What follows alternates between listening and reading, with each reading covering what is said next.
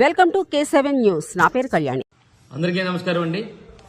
ముందుగా నర్సీపట్నం నియోజకవర్గ వైఎస్ఆర్ కాంగ్రెస్ పార్టీ నాయకులకు, కార్యకర్తలకు, పార్టీ అభిమానులకు, రైతులకు అందరికీ కూడా ముందుగా నా నమస్కారాలు తెలుపుకుంటూ, మరి మనందరికీ తెలుసు, రేపు మన రాష్ట్ర పార్టీ అధ్యక్షులు వైఎస్ జగన్మోహన్ గారి పిలుపు మేరకు రైతులకు అండగా ఉండాలనే ఉద్దేశం మీద అన్నదాత పోరాని కార్యక్రమానికి మీరు పిలుపునివ్వడం జరిగింది. అందులో భాగంగానే రేపు నర్సీపట్నంలో ఉన్న 4 మండలాల్లో పార్టీ నాయకులు, రైతులందరూ కూడా 10 గంటలకల్లా నర్సీపట్నం మున్సిపల్ స్టేడియంకి రావాలి.